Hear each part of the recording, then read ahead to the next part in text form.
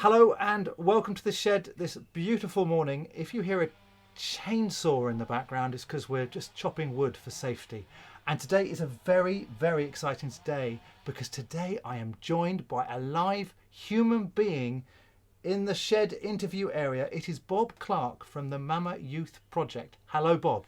Hi, Jim. Good to meet you. Good to meet you. Thank you, first of all, for visiting me in this wonderful studio. Yeah, it's one of the best studios I've ever been in, to be honest. Certainly a tool's close to hand, I think you'll agree. Well, you thought of everything. Yeah, it's great. We try to be practical and safe at the same time. But thank you for coming. It's really nice to meet you.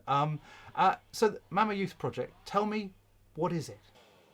Well, Mama Youth Project was set up. I founded it in 2005, and set it up really to help young people from underrepresented backgrounds, mainly black, minority ethnics, and white working class, to get into television because all those groups underrepresented. And I fell into TV, had no qualifications for it after coming out of the army, and I've done well. I come from a generation of first black British born in this country en masse, where we went through a lot as far as racism was concerned, but also teachers telling the whole class that none of us were going to do well in life. And so aspirations, I had none. And so to fall into TV and to have a successful career, mainly as an editor, and I've done it, and there's so many like me from my background who could be an asset to companies. I've experienced it all my life in TV, in my TV career, where people got excited about my contribution to a show, a program, and really excited, animated excitement of Bob, you've been so great, for this production. And I'm thinking, I don't know why you're getting so excited. All I did was my job. But then if I look around, I'm the only one like me on the production. So by default, whatever I'm bringing to the table that's different, they seem to like it. And so I just wanted to get more people like me, especially those from challenging backgrounds who the future, well, what kind of future doesn't look great because of the challenges that they faced in their lives. And so if I could do it and be a benefit, then let's see if I can get others in. And also the TV industry was asking back then for more representation. But the problem was, you have to be able to afford to work in TV as a runner, starting level. And so I thought if I can train people to understand the workings of TV by making a real show, and the work ethics that go with it. That's vital, yeah, absolutely. They would go into the companies and be an immediate asset, and move up the ladder quite fast to the next kind of pay level, and touch wood. That's what happened from the very beginning, and still happens today. Yeah, because it's an industry where you need these practical skills, but you also need to be a self-starter. You need to have the confidence, I guess, that you've been able to teach the youth in that sense. Yeah, I mean, we face a catch-22 situation, and I've been in broadcasting now for 35 years, something like that. That's a very long time. I'm going to start going down. Next year it'll be 34 years, and the year after 33 years, and so I've seen a lot of changes, and I've also seen, if I'm being honest, I've seen how we within the industry have made it so glamorous and so like the thing of how things have changed over the years now that people got their own video cameras and they can do their own editing, and also the rise of celebrity and everything like that has just made it all too glamorous. And unfortunately a lot of us in television have begun to believe our own hype of our own importance. And so what we've done by coming in is actually, look, I don't need a degree to have a creative idea. I 100% agree with that because it's an industry where creativity and a positive attitude a can-do attitude counts almost for more than a degree. Absolutely, and that's the reason why people get taken on. Now, the important thing when I first started Mama Youth Project, coming into this charity world, and we're not charity people, we're TV professionals, but we so we bring young people in, and it's not really training as such; it's showing them the ropes. Yeah. and working on a real show, and coming on to into this charity world. Somebody said, "Oh, charities don't know help graduates," and that kind of got me because I'm thinking back to the days when I was younger and roaming around because no aspirations, the future, job wise didn't matter really, and I remember friends, siblings doing education, and even me, I would say to them, why are you wasting your time? Come and roll with us on the street and just do our thing. And there they would carry on doing education. Door being bust down, police coming in, taking their sibling away. They would carry on and doing education. And then be the first to graduate in their family. And then a charity says, oh, we can't help you. You're right, because you're a graduate. Yeah. It's crazy. It's crazy. So we've helped from the very beginning ex-offenders, ex-gang members, or people just trying to come out, young carers, young ladies with serious sexual assault. Mental health has increased dramatically since 2005. Especially in the current crisis. And in the current crisis, we are trying to deal with that because we've got alumni working in the industry, and we're trying to look. We started a hardship fund, which I'll talk about later, that to help financially where we can. The last thing we want is them to fall back into depression or the mental health that they doubly suffer. important. And so so from graduates to ex-offenders, the mix of young people that we have is amazing. We are living the TV dream in the sense of executives in television always talking about we want to be representative. We want to reflect the society that we make content for. Yeah. Well, the show that we produce, which is Sky One, soon to move to Sky Arts, it's the most diverse show on British television. And that's because it's a representation of the team that produces it. Of society. Yeah, exactly. Absolutely. So it makes it authentic as well. And so when I first started, by training the guys how to actually do it, to break that catch-22 situation of you're here for a new entry role. Have you any experience? Oh, I thought it was a new entry. I thought it was like a beginner's. Yeah, but have you got any experience? Yeah. So breaking that 22 by giving them the experience, but also the work ethics to work in this in the industry. And what I've done is give the industry no excuse not to employ these guys. I love that. Yeah, they can't hide behind that. They can't hide behind that excuse. That's brilliant. I think one of the things that stood out when I had a quick look at what you've created is you have an incredibly high percentage of ex-students actually working, and that actually has got to be the final judge of success. When they leave you, do they get jobs? And I think that's incredible. Yeah, the statistics. I mean, this is what made me carry on because I funded it myself at the beginning, 2005, and I thought I just need to do it. Rather than wait for somebody to support me financially, let me just do it to show what can be done. But then people jump on board and help me financially. So it took till 2012 before Sky was the first company to put their money where their mouth was and jump in to help me financially. And that was great because I had to remortgage my house twice. I got into so much debt. I earned good money in TV, but it was £350,000 later of my money and 2 remortgages of the house.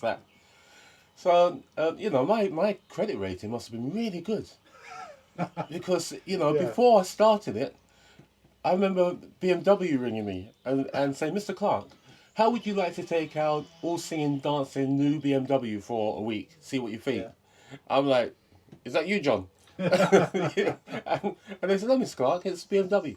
And so I took it. And I took it to Wales, I took it to Scotland. I travelled so far in that week. And Mercedes did the same thing. So I went from that to, after starting my youth project, and the bank ringing me and saying, Mr. Clarke, can we have your cheque book, your cards, and anything else where you can spend money? and so I personally put into it. Thank God in 2012, Sky came in, the first company to come in. And it's because for a lot of companies were using the service of taking our talent, but weren't prepared to pay financially to support that. But that's an investment that they get so much back. I mean, I'm not talking about the sort of what I would call the PR value. That I'm not ignore that. What they really get back is they get enthusiastic young people trained, ready to go. Literally fired up to go straight in on the industry and hit the ground running. I mean, that's good for you. It's good for them, and it's good for the kids. I would say it's a win-win situation. Yeah. It's this is the other thing that makes us a bit different to a lot of schemes out there, is that we talk in the business sense as well. Yeah.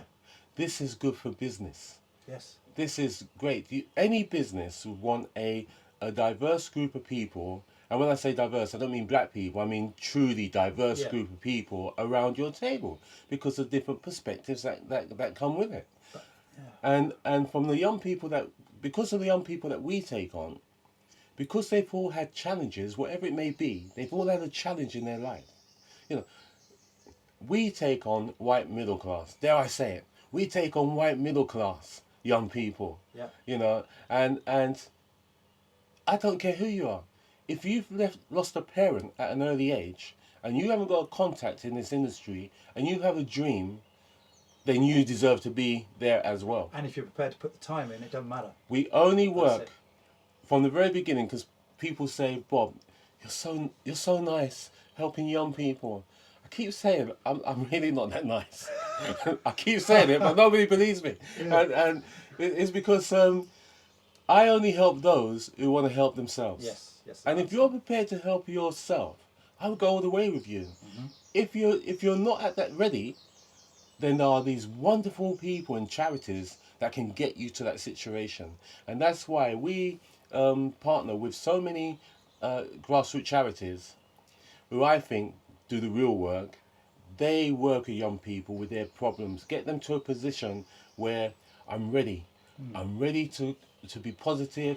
I see a future. They come running out that charity's door, and then they find door shut, door shut, door shut, door shut, door shut. Yeah. So we are a great next step for a charity. That's why they refer to us, because we can take that person who's got the will to help themselves. They do 14 weeks, which our training lasts, which we lovingly call 14 weeks of trauma. I like that. And they do that, get through that 14 weeks, and then the door opens at the end. It's boot camp. It's a boot camp. It's a boot camp. It's like we're gonna, that's it. But you have to, if you want whatever you want to do in life, you've got to do that. You've got to put the time in, and to have, like you say, industry help you. I mean, I know BPS has helped you raise money in the past, haven't they? Yeah, BPS is a partner as well. The guys at BPS reached out to us and have been fantastic in donating equipment, getting partners, manufacturers to donate equipment to us, which is fantastic for us, because it's very important that in the process of making television that the guys use the latest kit. Not like the old days when you hear schools have got the old computer, all the old stuff. No, we've got to keep up to date, and so BPS has really helped us with that, and also have raised thousands for the charity. Absolutely, because you need, like you say, it sounds an incredibly positive thing, and credit to you putting your house on the line and believing in something that strongly, right at the beginning. That's it's something, I have a wife and 2 kids, and the boys were younger then. They're bigger now, bigger than me, so I'm a bit scared of them. But so they're older now. But you know, when you go into the desert by yourself, fine. Yeah. To take your family with you. Yeah, absolutely. Is the emotions, the feeling of guilt. Yeah. Everything. That handling that as well. Well, that's true risk, isn't it? That's true risk, because I understand that. That's definitely and you need the support of your family to do that. Yeah. And so yeah, and I still feel now, taking them on that journey was a tough thing. And now, just coming back to where we are now, like you mentioned Black Lives Matter, you mentioned the COVID-19. It does feel that we're at the dawn of a new era. I don't know what that era is, but it's going to be even more important for young people to get that training, to have that way in, hopefully. Yeah. Absolutely. I mean, in not just in our industry, but black people are the most demoralised for years and years. And we are inclusive. We support all different groups. Our statistics on disability, women, across the board, our statistics are very good. But black people are the most demoralised, and there's so much micro aggression, words and stuff like that that you kind of grow up with, and so you kind of get used to it. And I'm a nice guy now. I am a nice guy. I know I said but I'm not a violent person. It upsets me when I see an old lady is scared of me, thinking I'm gonna do something to her. It kind of upsets me, because I don't want you to be scared of me. I don't want you locking your car door when you see me walking down the street. I don't want you holding your handbag tighter. You can sit next to me on the tube. It's okay. Why are you walking past and going all the way up there? Because there's a seat all the way up there when you could have sat next to me. Don't want all that. And so there's just loads of things that you go through. We have found from alumni, it's heartbreaking, the stories that come back. Yeah. Being asked, have you ever been in a gang? By their work colleague. Have you ever been in a gang? Are your friends in a gang? By their work colleague. That's but you're directly challenging and shattering those prejudices. We send everybody out, white and black, from Mama Youth Project to go out and challenge. Yes. Go out and challenge, and don't take it no more. But that's the great thing about young people, though, is if you give them the tools and they've got the right heads, they're actually, I call them unguided weapons. You kind of set them free and they just go I think it's when they ask questions, and it's never a, can you do this? It's never a no. It's I'll work out how to do it later, but I can do it. There's got to be a way of doing it. Absolutely. We'll find a way. And if you're somebody from where you've had challenge in your life, you just get on with it. Yeah. You just get on with it. You learn to get on with life. You learn to get on with things. Yeah. So when I've been in the course of my career, and everyone's around the table is like, oh, what are we gonna do? This is what are we gonna do? And I'm sitting there thinking, well, what if we just move it over there? Yeah. and you look at me like I'm a genius, and I'm like, we're all going to have tea, so let's just get it done. Let's get it done. Absolutely. Yeah. So the young ones going into the industry are doing very well. So we've got over 520, I've got 525, I think it is. Wow. Since it started. Our statistics are that because of our partnerships with companies, is that 100% get an immediate. The figure's gone to 100% get an immediate short-term contract. Right. 92% are still working in TV or media. That's huge. After 12 months. That's fantastic. Those are amazing figures. Yeah, and 98% are working. So they and that percentage that aren't working in television or media have decided it's not for them. Yes. But are working. Exactly. But you've given them a grounding, and you've got them out of their immediate problems, and you've provided a path, a hopeful path, to something else, and you've leveraged your experience, which is the great thing. And those companies that have helped you do that, and I think it's absolutely vital. Yeah, the 4 weeks is intensive training on a job role. We train researchers, camera ops, sound ops, editors, production management, production manager, and 3 coordinators. They have to do their job. So 3 weeks intensive training on their job. Then we go and make production. It's brilliant. So they actually get to put it into practice what they've learned. They've got no excuses, and it's only when you actually do it that you learn. Oh, I don't have to do it that way. I could find a better way, or this works. Absolutely, and you will know yourself. Yeah. How many times have you worked with somebody who's been in the business for 3 years and they haven't got a clue of the picture, of the real clue of how it all works? Yeah. Well, if I could get the guys to understand how it works, that makes them an asset to a company at the beginning, because they understand the bigger picture, and so that's how I went about hopefully breaking the nepotism, so that as a boss I choose the Mama Youth Project person because it makes more business sense. Yeah, I put less resources to them than I would do my financial director's son or daughter. So that's how we've done it, and it's carried on like that. Thank you for bringing a ray of positivity to the shed. I think it's fantastic. In these bleak times, it's really that's what I call a good news story. I think it's really good. Yeah, we want to be positive. There's a lot of work to do. We know the mountain there is to climb, but the passion and the drive is to make sure that in our industry, because of the influence that we have on society, to get it right, and working with partners to get that right. We can't do it by ourselves. And once we've got it right, the effect that we will then have on society, it magnifies out, doesn't it? And also my main drive is I don't want to go to my grave hearing the same problems that were there when I was born into this world. Yeah.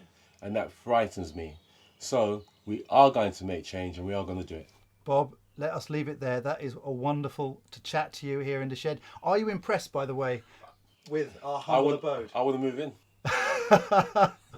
Well, as long as we remain socially distanced, you can, of course. Okay. And thanks for the spray. I've got the spray here, so I'm just going to, as we finish, I'm just going to... Good. Yeah, that's it. Good. Yeah. Well, thank you so much for coming. And thank you for joining us, and we'll see you again soon.